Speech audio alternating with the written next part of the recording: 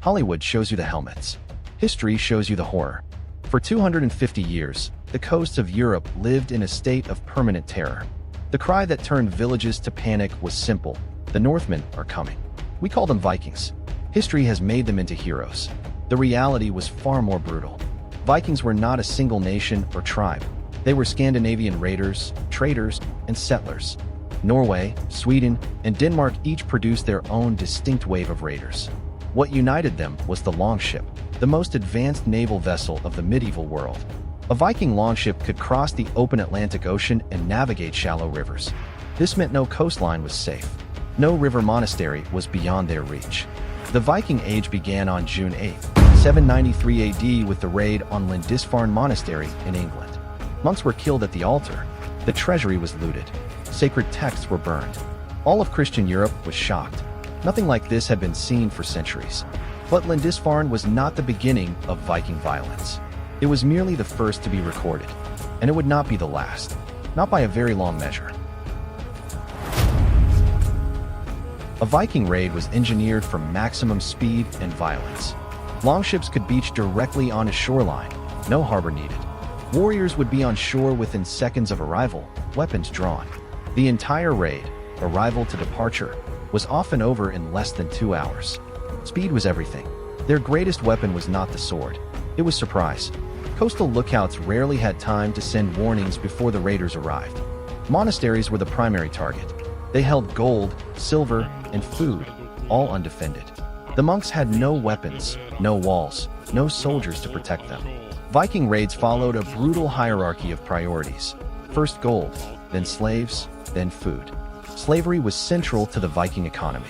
Captured men, women, and children were taken. These thralls, the Viking word for slaves, would be sold in markets from Dublin to Constantinople. Villages that resisted were burned. Those that surrendered were looted but often spared. Europe's initial response to Viking raids was prayer. It failed spectacularly. The church added a new line to the liturgy: "From the fury of the Northmen, deliver us, O Lord." Kings began building buzz, fortified towns positioned to block river access. Alfred the Great of England built a network of 30 buzz across his kingdom. Each buzz was positioned so no settlement was more than 20 miles from protection. The Vikings adapted. If a river was blocked, they simply went overland on stolen horses. In France, King Charles the Bald paid the Vikings to go away, the first Danegeld. The payment worked. Then the Vikings came back for more. Then more. Then more. Danegeld became a permanent tax across England, extorted year after year. The Vikings discovered something revolutionary. It was more profitable to threaten than to raid. By the late 800s, Viking armies were not raiding and leaving. They were staying. The Great Heathen Army, possibly 15,000 men, invaded England in 865. This was no raid. This was conquest. But the Vikings were not only raiders. This is the part history often forgets. The same men who burned monasteries built some of the most sophisticated cities in Europe. Dublin was founded by Vikings in 841. York, Jorvik, became a major Viking trading city. Viking traders reached Constantinople, Baghdad, and possibly North America 5 centuries before Columbus.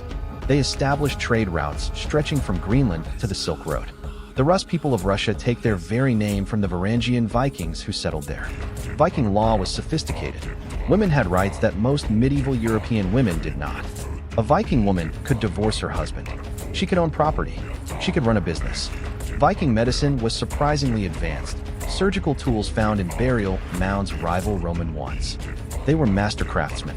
Their jewelry, metalwork, and wood carving was extraordinarily refined. The same culture that produced the berserker warrior also produced the skald, the poet. Viking sagas recorded history, mythology, and philosophy with remarkable detail. These were not barbarians. They were the most dynamic civilization of the early medieval world.